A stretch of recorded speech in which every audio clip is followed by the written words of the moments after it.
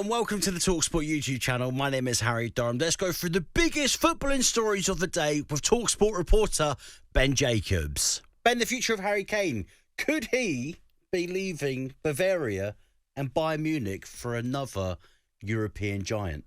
Well, I can guarantee you that Harry Kane will spend between now and after the World Cup saying he's committed to Bayern and that he's only focused on the German club and, of course, the World Cup as well. But what's interesting is that the release clause of Harry Kane is variable and diminishes in 2026 to around 65 million euros. And as a result, there is a market opportunity there, but it will, of course, all depend on whether there's player buy-in.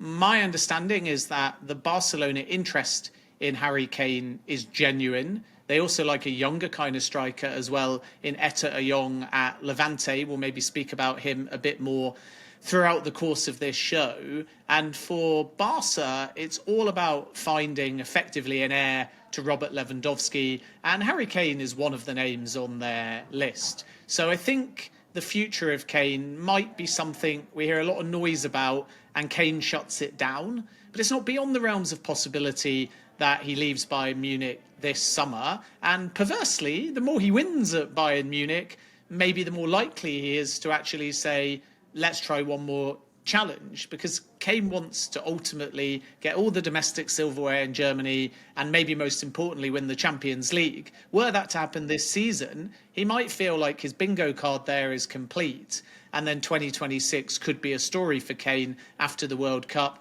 If not, we're looking at 2027. And then if Kane leaves, we can't rule out Premier League either, because Kane is still eyeing up breaking Alan Shearer's goal-scoring record, and that's where return to Spurs has been touted, and Thomas Frank has said he'd be welcome back any time. Manchester United still hold an interest as well, but I think all suitors at this stage, despite their genuine interest, including Barcelona, are waiting to see whether Kane is open to a 2026 exit, and he may not know the answer to that until he establishes what Bayern do or don't achieve this campaign. Do you think it would only be two clubs that Harry Kane could go to in the Premier League, would it be Manchester United or back to Spurs? Could you ever see a scenario where, say, Erling Haaland, if Erling Haaland was to be taken by a Real Madrid or a Barcelona, that Harry Kane could go to a Manchester City? Or with their mould and their methods, they would probably be looking for another younger striker if Erling Haaland was to leave in the next couple of years or so? Yeah, I think first of all, Haaland's going nowhere in 2026 to my knowledge, or even 2027. He signed a 10-year deal at Manchester City, so they're very calm about that situation. And I think it's probably realistic to say that if Haaland leaves Manchester City, it'll be at a point where Harry Kane is too old. And as a consequence, I don't think we'll see too much overlap. And of course, from Kane's perspective, were he to join a Premier League club, he'd want to start every week because he'll need 2 seasons, you would think, to get to Alan Shearer's record, and 2 seasons of starting every single week. So Manchester City not necessarily seen as fit. I think if they add another number 9 in future windows, it will be a younger kind of profile. And let's not forget, Marmoush can play as the number 9 as well. So they do have plenty of options even within their existing squad. Manchester United is interesting because when Daniel Levy was at Spurs, they were very interested in Kane, but it was one price for Bayern, one price for Manchester United. So they walked away without even bidding because Daniel Levy didn't want to sell Kane to a Premier League rival. Now the situation is different, and Manchester United have got a big choice to make because Joshua Zirkzee could, of course, leave. Benjamin Sesko is young. Chido Obi is coming through. So if they feel they've got that young striker base, signing somebody more experienced may become a higher priority, or alternatively, maybe the model, because Christopher Vivell is from Red Bull, is to just lower the average age and buy younger players. But Kane and Manchester United can't be discounted, but it's nothing to get excited about at this stage. And logically, people will say Spurs just because of his connection. I don't think Kane looks at a move back to the Premier League as Spurs or nothing, solely because when he went to Bayern and when Manchester United was still there in those early stages, he saw just as much appeal at making a move within England and going to Old Trafford. And as a result, I think Kane would think long and hard about going back to Spurs. But this is the sort of shift in mentality for Kane, because when he was at Tottenham, the priority was obviously to play Champions League football and to win things. Now he's won things, he may be a bit more self-centered and think to himself, can I get a new experience, a different club? And if it is England, where's the best place for me to beat that Alan Shearer goal-scoring record? And the beauty of that record is it isn't actually that inherently selfish, because to beat that record, you've got to be scoring 25 plus goals across 2 odd seasons. And as a result, if that is his focus and priority, should he choose to come back to England, it will benefit whatever club he chooses to join as well. Is Ivan Toney's stay in the Saudi Pro League coming to an end? Could we expect him to potentially return to the Premier League in the winter transfer window? Do you expect him to do a full season still? Yeah, I think this is one to watch. So Pedro Ruiz is the sporting director at Al Ahly. He's brand new. He likes Ivan Toney. Matthias Jassler dropped Ivan Toney for the Jeddah derby, and that's become a big story in Saudi Arabia. And Ivan Toney obviously may have World Cup aspirations and may feel that his best chance of making Thomas Tuchel's squad is to leave Saudi Arabia, even though he did get a call-up whilst playing for Al Ahly. So I think you've kind of got, as I find a lot in Saudi, quite a political situation where manager perspective, sporting director perspective, ministry perspective, player perspective are all slightly different. And if we sort of take them one by one, ministry want a return on investment, so Toney to be sold, not loaned, and the fee would therefore have to surpass the 45 to 50 odd million that they paid. Club have mixed views. Some are prepared to sanction a loan, but the new sporting director wants an elite striker to come in first before they go down that route. Toney says he's happy in Saudi Arabia and has a big tax bill if he leaves mid-season. And Jassler in particular, I'm told, would be open to playing Firas Al Burakan, a Saudi international, up top, trying to find another striker, and then allowing Ivan Toney to leave. And all these conversations are fluid and happening right now. There is genuine Premier League interest from Everton, from West Ham, and even Tottenham as well, but maybe more for Spurs for the summer rather than right away, because Richarlison is in good form, and obviously Dom Solanke has had some injury issues but is at the football club as well. But Spurs need a few more goals too. So Toney won't be short of options specifically within the Premier League, but first of all parties have to navigate the politics. And even if something does happen in January and it's a possibility, it won't be easy.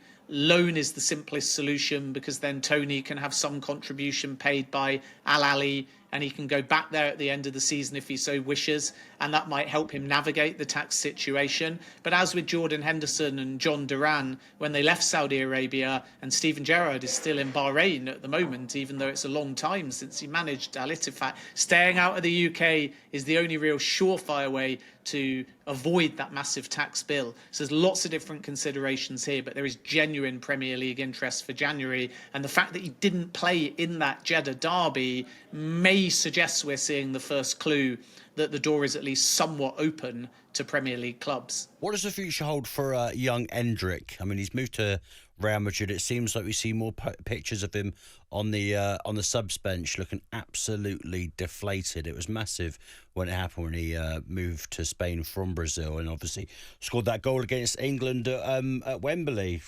not too long ago, probably just over a year ago. But it doesn't seem to have worked out the way that he probably dreamt. And I mean, we're in a era of new sort of Galacticos at Real Madrid. I mean, Real Madrid wouldn't admit that, but could he be out of the door on a loan basis or a permanent? What's going on there?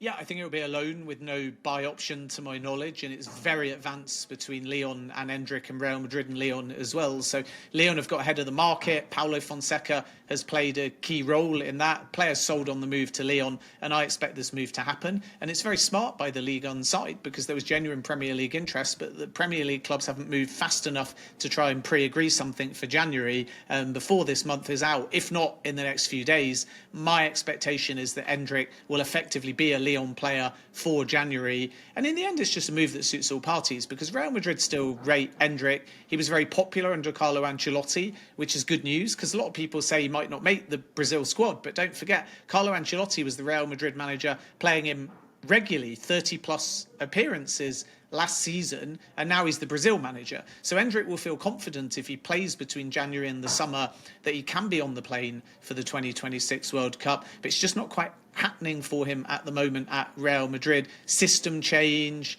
coupled with the fact some other players have come through, plus the fact that he was injured for the Club World Cup, and then he had a setback on a hamstring strain and he missed the early part of the season. So it's all added up to a little bit of a stop-start campaign so far for Endrick, and Xavi Alonso is trusting other players as it stands. I think he's only made one appearance this campaign, and that was for 40 minutes in a game where Real Madrid were already comfortable winners. So it's obviously been difficult for him under the new manager, and I expect this Leon move to happen. Ben, what can you tell us about Etta Aong, the 22-year-old striker at Levante? He's just moved to the club, but does he want to move to the Premier League? Yeah, I interviewed Etta Aong a couple of weeks ago now, and he's a fantastic footballer and a very humble character. Cameroon international. He'll expect to go to AFCON and the World Cup if Cameroon qualify. They've got a key semi-final playoff coming up in November. And at the moment in La Liga, only Kylian Mbappe has got more goal contributions. So he scored one goal for Villarreal and then made the move to Levante. He scored 5 more. He's added 3 assists in La Liga on top of that.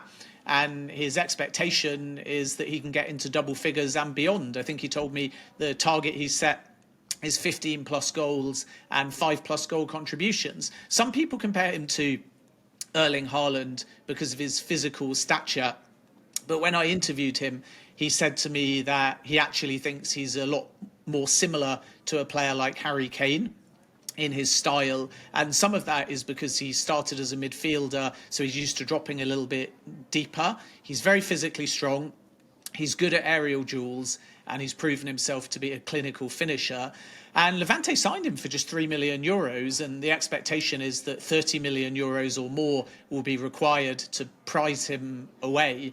CSKA Moscow already had a rejected bid for that number, so maybe it will even be higher. But there is a release clause in the ballpark of 30 to 40 million euros that come summer will allow a club to pull him away from Levante, and of course at that number they'll make 10 times what they paid, so an exit will suit all parties. There are some complications though. The first is that there is heavy interest. So West Ham have been linked, for example, because they need a striker in January, and there have been some exploratory conversations between Etta Aong's camp and West Ham to my knowledge, but I think the player is waiting for a Champions League club, and that's where you have a whole raft of suitors that have looked at him in some capacity, whether scouting or monitoring. No bids at this stage. Barcelona and Real Madrid are both there, so there's a younger profile that Barcelona are looking at. It's not just Harry Kane. You have Arsenal and Chelsea and Manchester United who have all looked at the player